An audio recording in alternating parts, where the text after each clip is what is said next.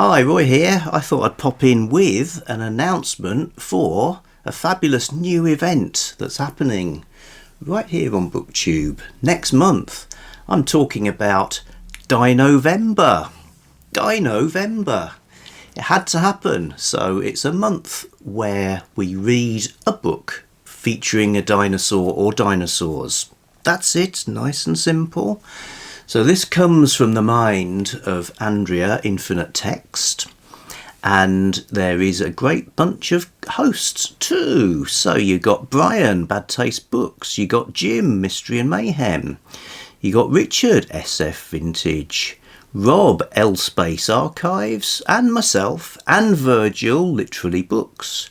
So we're the Dino Safari people. All great channels to check out, and like I say, super simple. Let's read a book with a dinosaur in it. But if you like prompts and challenges, we got a few. They're not like timed or anything. You don't have to, fit them into weeks, but you might want to think about reading a dinosaur classic. Read a dinosaur garbaugust type book. So just to unpack that a bit, Garbaugust is another event in August that's about reading purely entertaining books that have no literary aspiration. Read a non-fiction book about dinosaurs, fossils, or other dino-related topics. Tie in with Nonfiction November. Could be a plan. And a bonus thing you could do as an activity is to visit a museum, watch a dinosaur-themed movie or TV show, such as one of those ones with Doug McClure in it, where there's always a volcano at the end, or a documentary. Yeah, lots of dinosaur fun could be had in November. Interesting how there's a sort of enduring fascination with them. I came across dinosaurs as a kid when I was given there's a series of books for like swatty kids called the How and Why Wonder Books that had great illustrations, and there was a dinosaur one that I loved and pored over.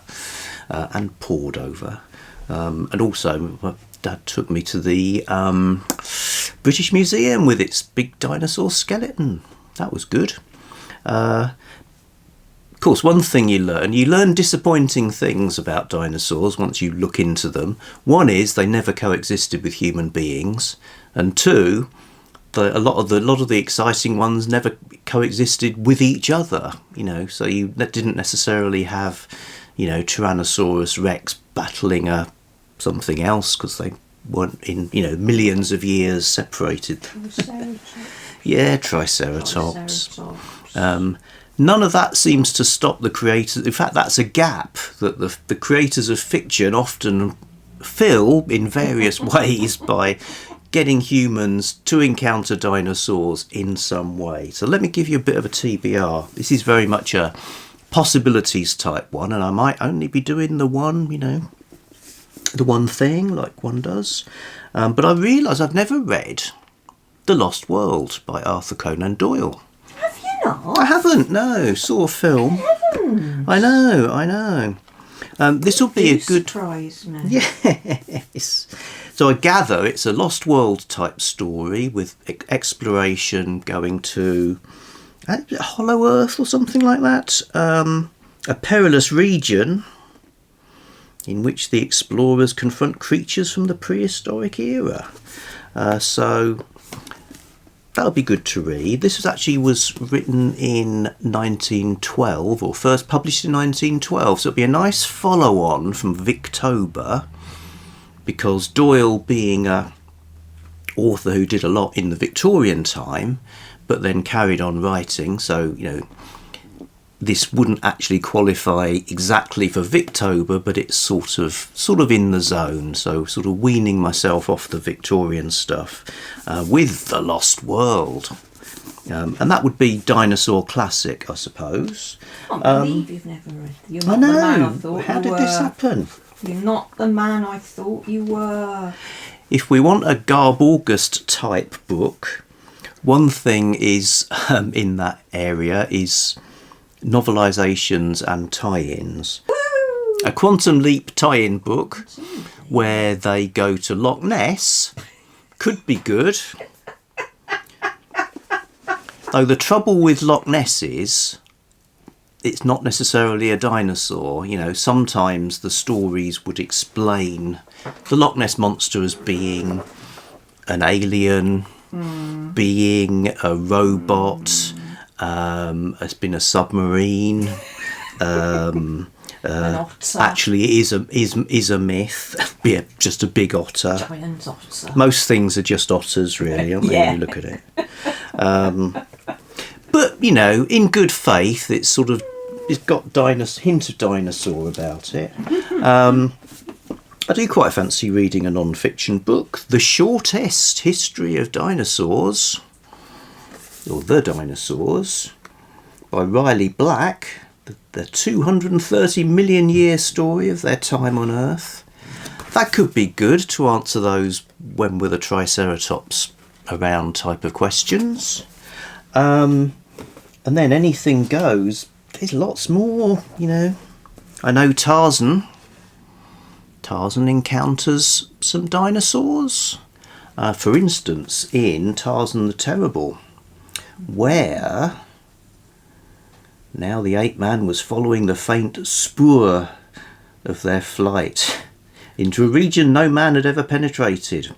The trail led across seemingly impossible marches into Palaldon, a savage land where primitive tribes fought fiercely, wielding knives with their long prehensile tails, and where mighty Triceratops still survived from the dim dawn of time. So there's at least a Triceratops in this, so that could be good. I don't think I've probably read all the Tarzans, but so long ago that this would be a fresh read. Plus, I love these editions, these Ballantine ones with that great covers and stuff like that. So that's good. Also, Edgar Rice Burroughs couldn't leave the dinosaurs alone, really. Out of Time's Abyss. He wrote 3 books. I think it's Land That Time Forgot, People That Time Forgot, and then this is the 3rd one, Caprona, where all the world's savage past still lived. So there's a sort of science fiction explanation for why previous eras and their inhabitants coexist on this island. CF Doug McClure movies, but I don't think Out of Time's Abyss was filmed, and I don't think I've read it, so that could be fun. The Last Terrible Barrier, World of Wonder, Claws and Fangs, and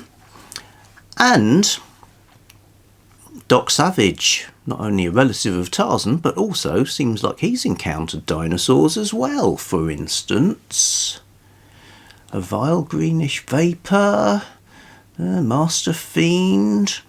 The corpse-laden trail led to a prehistoric crater and mortal combat with the most destructive killing machines ever invented by nature. Yes, good, okay. And finally, this would be a nostalgic thing to encounter.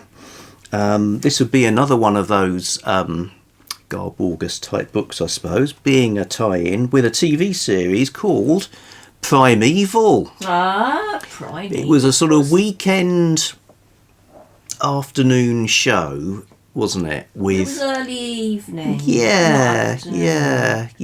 But it was great. I was only thinking the other day, I miss Primeval. Yeah, it just sort of ran out of steam, didn't it? So there is an on-scene series that was only screened in the American BBC, I think, ITV or something. I think, but I could be wrong. So the shtick here. The guy who's in one of those miserable detective shows. Shetland. He leads a team of people who are dealing with the fact that there are these anomalies, like sort of portals, through which dinosaurs are coming into the present day.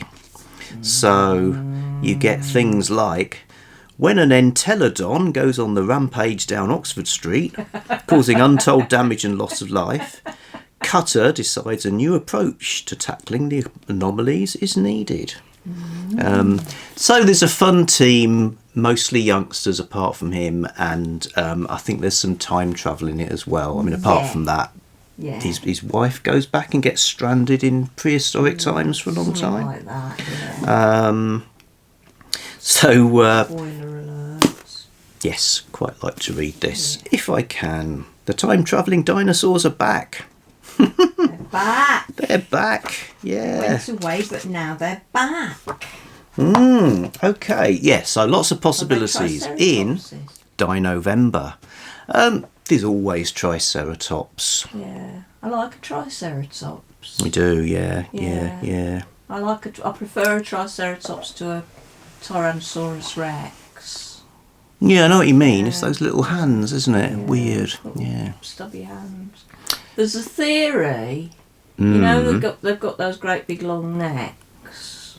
Yeah. And everybody, is it Dinosaurs in general? Well, Tyrannosaurus Rex.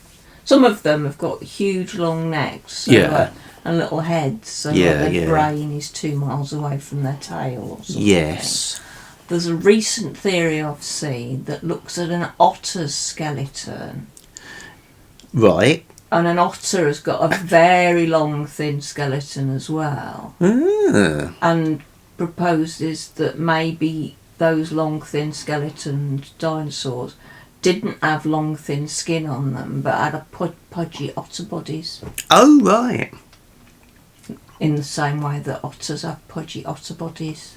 Oh, interesting. Which is an interesting thing when you think about it. Why have we just assumed that blah, blah, blah, blah, when it could be a little pudgy otter?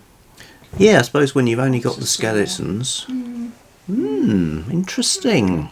All roads lead to otters. And triceratops. Triceratops. Horny. All right. Back soon with something else. Bye!